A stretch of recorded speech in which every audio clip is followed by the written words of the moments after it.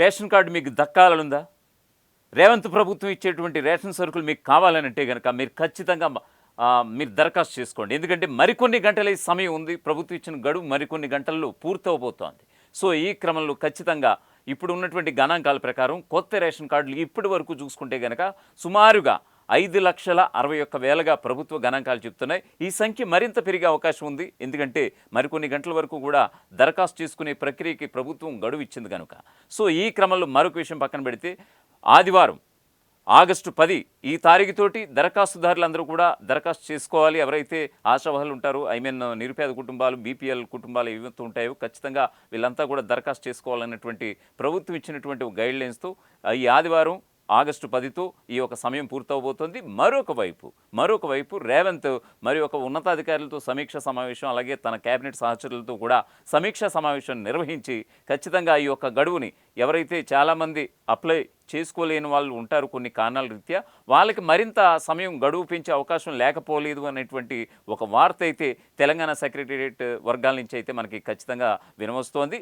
వాస్తవానికి సుమారుగా జనవరి 1 నుంచి ఈ యొక్క కొత్త రేషన్ కార్డు దరఖాస్తు ప్రక్రియ అయితే రేవంత్ సర్కార్ అయితే ప్రారంభించినటువంటి సందర్భం. సో ఈ క్రమంలో జనవరి 1 నుంచి ఇప్పటి వరకు చూసుకుంటే కనుక సుమారుగా 6 లక్షల కొత్త రేషన్ కార్డులకి ఆమోదం ముద్ర వేసినట్టుగా రేవంత్ ప్రభుత్వమే చెప్పుకొచ్చింది. ఇప్పటికే ఆల్రెడీ చాలామంది కొత్త రేషన్ కార్డు తీసుకున్న వాళ్ళు ఆల్రెడీ రేవంత్ ప్రభుత్వం ఏదైతే సన్న బియ్యం ఇస్తుందో, మరోవైపు కేంద్ర ప్రభుత్వం పంపిణీ చేయాల్సినటువంటి వాటెవర్ చక్కెర కావచ్చు, ఇతరాత్ర కావచ్చు, వీళ్ళందరూ కూడా తీసుకుంటున్నటువంటి పరిస్థితి కూడా కనిపిస్తోంది. సో ఈ క్రమంలో ఎవరైతే కొత్త రేషన్ కార్డ్స్కి అప్లై చేసుకుంటారో వాళ్ళందరికీ కూడా గడువు మరికొన్ని గంటల్లో ముగియబోతుందనేటువంటి వార్త అయితే ఇప్పుడు ప్రధానంగా మనం చర్చించుకోవాలి.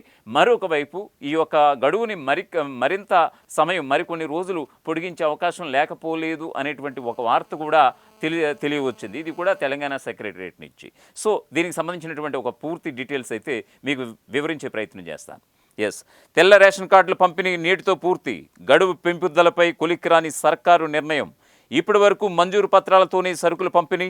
రాష్ట్ర వ్యాప్తంగా 5,61,000 కుటుంబాలకు లబ్ధి. రాష్ట్రంలో 95.56 లక్షలకు చేరినటువంటి రేషన్ కార్డుల సంఖ్య.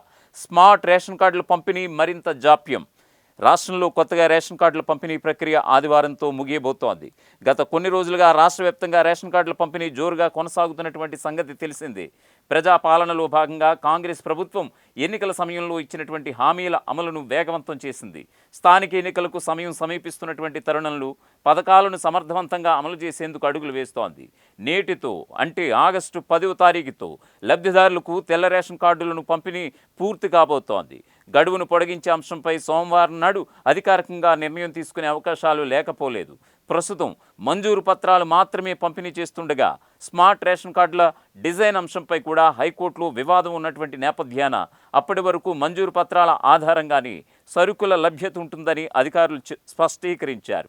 స్మార్ట్ కార్డుల రూపంలో కొత్త రేషన్ కార్డులను ఇచ్చేందుకు ప్రభుత్వం టెండర్లను సైతం ఆహ్వానించింది. పలు సంస్థలు టెండర్లు కూడా దాఖలు చేశాయి.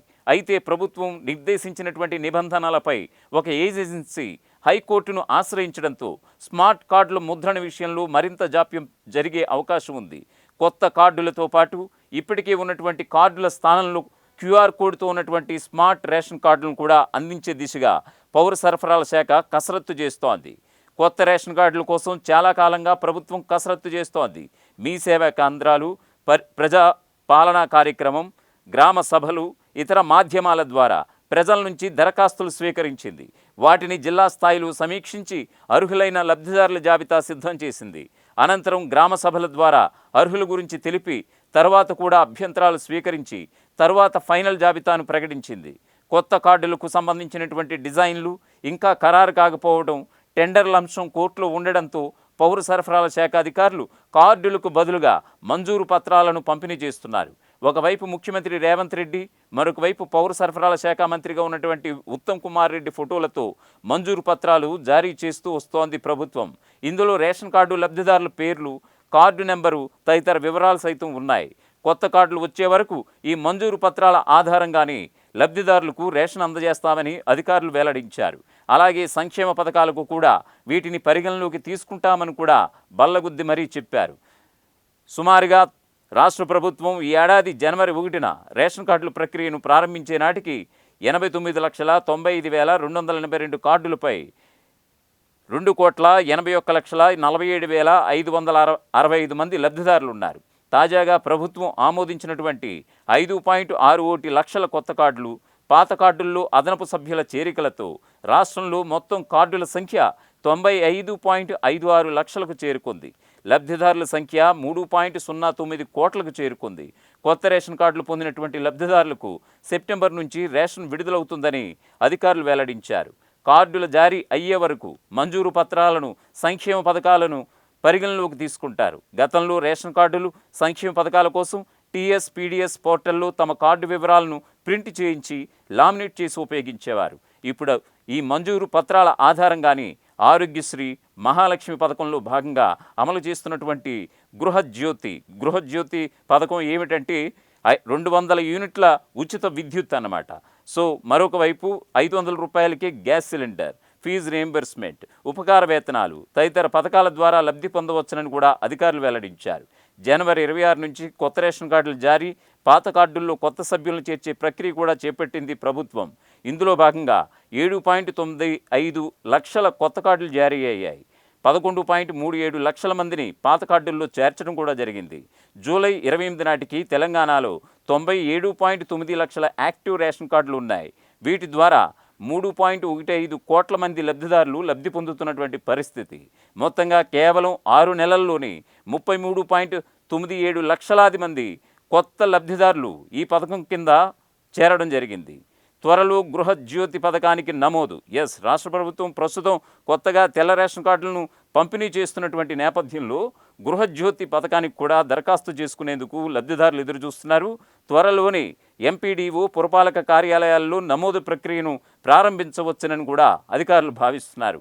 ప్రభుత్వం నుంచి ఇంకా స్పష్టమైన ఆదేశాలు రాలేదని, ఆదేశాలు రాగానే ప్రజలకు గృహజ్యోతి పథకం కింద అవకాశం కల్పిస్తామని విద్యుత్ అధికారులు చెబుతున్నారు.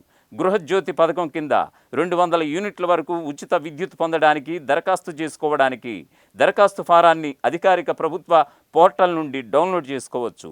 లేదా సమీపంలోని విద్యుత్ కార్యాలయాలు, మున్సిపల్ కార్యాలయాలు లేదా గ్రామ పంచాయతీ కార్యాలయాల్లో పొందవచ్చు. తెల్ల రేషన్ కార్డు, ఆధార్ కార్డు, విద్యుత్ బిల్లు, కస్టమర్ ఐడి వివరాలు, నివాస ధృవీకరణ పత్రం ఇలా పూర్తి వివరాలను నింపిన తర్వాతే పట్టణ ప్రాంతాల్లో మున్సిపల్ కార్యాలయాల్లో, గ్రామీణ ప్రాంతాల్లో గ్రామ పంచాయతీ కార్యాలయాల్లో లేదా ఎంఆర్ఓ ఆఫీసుల్లో దరఖాస్తును సమర్పించాలి. ఈ పథకం కింద నెలవారీ విద్యుత్ వినియోగం 200 యూనిట్ల కంటే తక్కువ ఉండాలి. ఒక నెలలో వినియోగం 200 యూనిట్లు దాటితే ఆ నెల మొత్తం బిల్లు చెల్లించాల్సి ఉంటుంది. దరఖాస్తు చేసే సమయంలో ఎలాంటి పెండింగ్ విద్యుత్ బిల్లులు ఉండకూడదు. ఒక కుటుంబానికి ఒక కనెక్షన్కు మాత్రమే ఈ పథకం వర్తిస్తుంది. దరఖాస్తు చేసుకున్న తర్వాత మీ వివరాలను విద్యుత్ శాఖ అధికారులు లేదా స్థానిక అధికారులు పరిశీలిస్తారు. అర్హులైన వారికి త్వరలోనే ఉచిత విద్యుత్ పథకం వర్తింపజేయడం జరుగుతుందని ఇటు తెలంగాణ అధికారులు అయితే చెబుతున్నటువంటి పరిస్థితి కనిపిస్తోంది. అసలైన తొలి వెలుగు. ఫాలో వాట్సాప్ @తొలి వెలుగు అఫీషియల్.